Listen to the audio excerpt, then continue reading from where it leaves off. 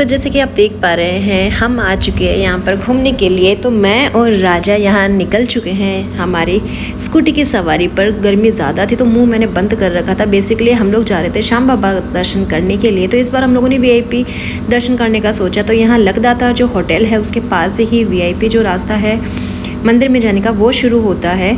तो यहाँ हम लोगों ने स्कूटी कर दी पार्क। भीड़ अभी थी नहीं क्योंकि ऑफ कोर्स मेला ख़त्म हो चुका था। और हम दोनों यहाँ पर चले गए और हमें अटेंड करने के लिए एक भैया आ चुके थे यहाँ पर।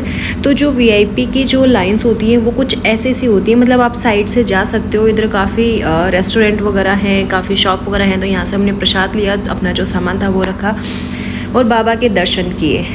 ये बस एक रैंडम क्लिप थी जो मैं आप लोगों के साथ शेयर कर रही हूँ। इसके बाद की जो व्लॉगिंग की जो शुरुआत है वो अब आप आगे देखिए। तो hey everyone, welcome back to my channel. तो आज का जो वीडियो है जैसे कि आप ऑलरेडी देख ही चुके होंगे कि सबसे पहले हम लोगों ने किए हैं श्याम बाबा के दर्शन। तो एक्चुअली ये वाला जो व्लॉग है या ये जो क्लिप है वो पहले की है। तो आज जो चीज़ें हैं वो मैं आप लोगों के साथ जो शेयर करने जा रही हूँ वो ये है मेरा गणगौर का आउटफिट।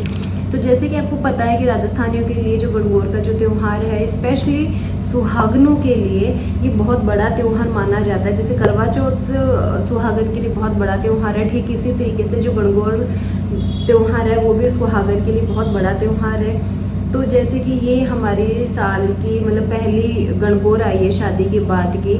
तो 16 दिन हम लोगों ने पूजा की इसकी, मैंने और मेरी सिस्टर ने, और हम लोगों ने इसका उद्यापन भी किया है।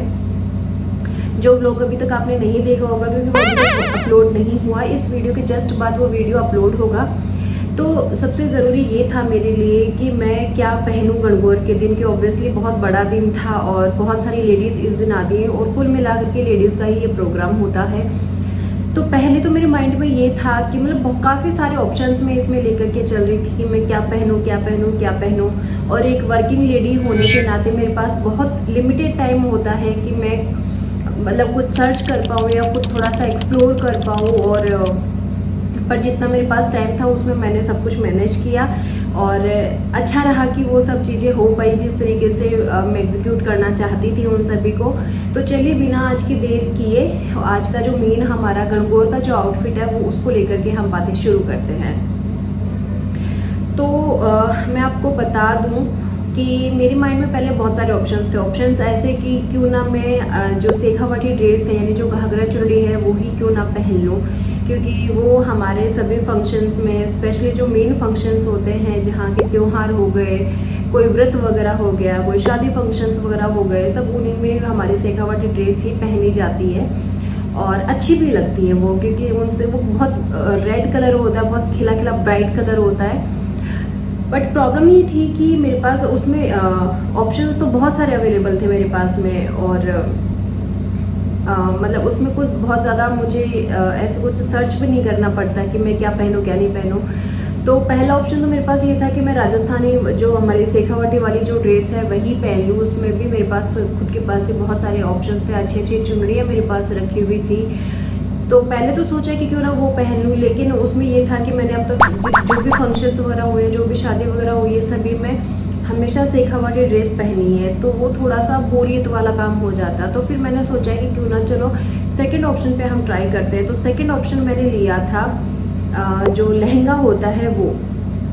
तो लहंगे मेरे पास में काफ़ी रखे हुए थे, नए नए लहंगे भी थे क्योंकि जैसे कि अभी शादी को 1 साल भी नहीं हुआ है। तो जो लहंगे थे वो सभी रखे हुए थे। भाई की शादी में भी कुछ लहंगे तैयार करवाए थे जो कि मैं नहीं पहन पाई थी। तो सेकंड प्रायोरिटी पे मेरे लिए था कि क्यों ना लहंगा पहन लिया जाए। लेकिन उसमें प्रॉब्लम ये आ रही थी कि जैसे कि अभी गर्मियाँ आ चुकी हैं तो गर्मियों में और दूसरा गणगौर वाले दिन काफ़ी सारे काम रहते हैं। तो उन सब में लहंगा पहन करके उन सबको मैनेज कर पाना थोड़ा सा डिफ़िकल्ट होता है मेरे लिए। थोड़ा कंफर्ट जोन के बाहर ये चीज़ हो रही थी, इस वजह से जो लहंगे वाला ऑप्शन था उसको भी मैंने रिजेक्ट कर दिया। तीसरा ऑप्शन मेरे पास में ये था कि मैं क्यों ना राजस्थानी सूट या राजस्थानी सूट या राजस्थानी जो पोशाक होती है हमारी वो क्यों ना पहनूं। तो पहले मैंने ये सोचा कि चलो सूट ही ट्राई कर लेते हैं, लेकिन उसमें ये होता है कि जो दुपट्टा जो शिफॉन वाला होता है, अब जैसे कि जो शेखावाटी वाले लोग हैं उनको थोड़ा सा घूंघट भी रखना पड़ता है और गणगौर वाले में 2 घड़ पानी लेकर के आना होता है, बार बार उठना बैठना। तो इन सब में वो बार बार पल्लू को संभाल पाना थोड़ा सा मुश्किल था। तो तो इसलिए मैंने जो शिफॉन वाला जो दुपट्टा होता है उसको भी मैंने इग्नोर किया कि नहीं, हम इस पर भी नहीं जाते हैं। फिर मैं राजा को लेकर के यहाँ मार्केट में गई, क्योंकि मेरे पास बहुत लिमिटेड टाइम था, 2 से 3 दिन बचे थे गणगौर के लिए, और मुझे पोशाक खरीदनी भी थी और सिलवानी भी थी, जो कि बहुत डिफ़िकल्ट टास्क होने वाला था। तो हम लोग शॉप पर गए, वहाँ पर मैंने काफ़ी सारे, फिर ये था कि मुझे कुछ हैवी भी देखना था और जो कॉटन में हो वो भी मुझे देखना था। तो जो शॉप वाले भैया थे उन्होंने मुझे काफ़ी सारी वेराइटीज़ दिखाई, जो कि आप यहाँ स्क्रीन पर देख पा रहे होंगे। उसमें मेहरून कलर का भी था जिसपे गोटा पत्ती का थोड़ा सा वर्क हो रखा था, और भी एक उसमें इसमें जैसे आप देख पा रहे हो ब्लू कलर का एक सूट था, सूट कह लो या पोशाक कह लो, मुझे ज़्यादा डिफरेंस नहीं पता। तो ये भी बहुत प्यारा था, लेकिन ये था कि इसका जो कपड़ा था वो बहुत सॉफ्ट था, लेकिन मुझे यूँ लगा कि अगर मैं इसको वॉश कर लूँगी तो ये कपड़ा कहीं इकट्ठा ना हो जाए। दूसरा, उसका जो घेर था वो भी कम था। फिर जो मुझे एक इसमें ये वाली जो ड्रेस आप देख पा रहे हो वो मुझे काफ़ी अच्छी लगी। इसका जो दुपट्टा था वो भी कॉटन का था, इस पे जो वर्क था वो भी काफ़ी मतलब ठीक था, अच्छा था, ऐसा नहीं था कि बहुत लाइट था। अकॉर्डिंग टू फंक्शन ये जा रहा था, और जो कलर कॉम्बिनेशन था वो भी काफ़ी प्यारा था। जो घेर था लहंगे का वो भी अच्छा था। तो इस तरीके से मैंने ये सब 3-4 वेराइटीज़ इसमें देखी। तो मैं राजा के साथ मैंने डिस्कस किया कि भाई मेरा कंफर्ट जोन था कि मुझे कॉटन फैब्रिक में चाहिए था, वो मुझे मिल गया। दूसरा, कलर कॉम्बिनेशन थोड़ा सा हट करके होना चाहिए था, थोड़ा मतलब सटल कलर में हम लोग जाना चाह रहे थे, तो वो हमें मिल चुका था। घेर इसका अच्छा था, और जो इसके ऊपर वर्क और जो डिज़ाइन थी वो भी बहुत डिसेंट, बहुत अच्छी थी, बहुत अट्रैक्ट कर रही थी ये। तो ये भी सब कुछ डन हो गया। फिर बात आ रही थी कि इसके रेट की, तो रेट भी इसकी रीज़नेबल रेट थी, 2500 के अप्रोक्सीमेट इसकी जो रेट थी वो थी। और जैसे कि मैंने आपको पहले बताया कि मैं वर्किंग हूँ, तो इस वजह से ये सब ड्रेसेस फिर ज़्यादा नहीं पहन पाती, क्योंकि ऑब्वियसली फिर आपको फॉर्मल वियर ही करनी होती हैं ड्रेसेस। तो ये सब देखते हुए फिर फाइनली मैंने और राजा ने डिसाइड किया कि हम इसी के ऊपर जाते हैं, और हम लोगों ने फिर यही वाली जो ड्रेस थी वो परचेज़ की। तो बस यही था कि मेरी जो गणगौर की आउटफिट थी वो फाइनल हो चुकी थी, और इसको फिर भैया ने टेलर सजेस्ट किया, तो हम लोगों ने उसको सिलने के लिए दे दिया, और वो टाइम पर सिल करके आ गई। तो कुछ इस तरीके से जो गणगौर की मेरी आउटफिट थी वो कंप्लीट हुई, और फिर गणगौर का जो फेस्टिवल था वो तो आ ही चुका। और ये जो मेरी गणगौर की जो आउटफिट थी उसको मैंने कंप्लीट किया हमारी जो शेखावटी जो ज्वेलरी है उसके साथ में, क्योंकि जो ज्वेलरी होती है वो हमारे पहनना बहुत ज़रूरी होती है, और हर कोई अपनी जो कल्चर की या अपने जो रीजन की जो ज्वेलरी होती है ऑब्वियसली वही पहनना प्रीफर करेंगे। दूसरा, जो चूड़ा मैंने वेयर किया वो चूड़ा था